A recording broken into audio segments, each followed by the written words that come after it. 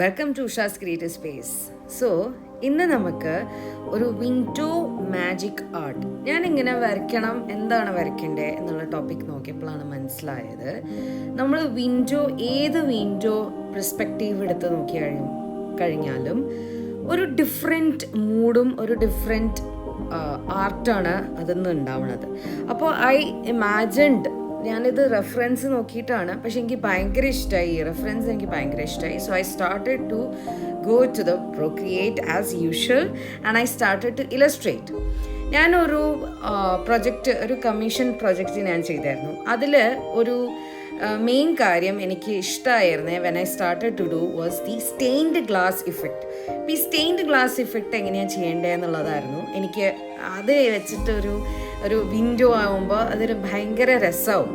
So I started to do that and it was amazing. ഞാൻ കുറേ കാര്യങ്ങൾ detail ചെയ്ത് കളർ ആഡ് ചെയ്ത് ആ ഒരു പെർഫെക്ഷൻ കിട്ടാൻ വേണ്ടിയിട്ടായിരുന്നു. പിന്നെ അടുത്തൊരു കാര്യം, എല്ലാ സാധനവും വിൻഡോൻ്റെ അടുത്ത് വന്നാൽ ഇങ്ങനെ ഇരിക്കും എന്നുള്ളതായിരുന്നു. അപ്പോൾ ഞാനൊരു പൊട്ടറ്റോയുടെ ഒരു ഫ്രൈ ഞാൻ ഉണ്ടാക്കിയായിരുന്നു. അതിൻ്റെ ഒരു റെസിപ്പി അതാണ് ഞാൻ വെച്ചത്. ഞാനത് ബൗളിലാക്കിയിട്ട് ഞാനിങ്ങനെ വിൻഡോയിൽ വെച്ചു. അപ്പോൾ എങ്ങനെയായിരിക്കും അതിൻ്റെ ആർട്ട് വരിക എന്നുള്ളത്.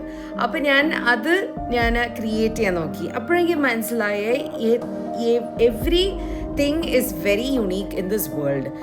നമ്മൾ ആ കണ്ണിലൂടെ നമ്മൾ കാണുമ്പോൾ, വിൻഡോയിൽ കൂടെ കാണുമ്പോൾ അതൊരു ഡിഫറെൻറ്റ് ലുക്കാണ്.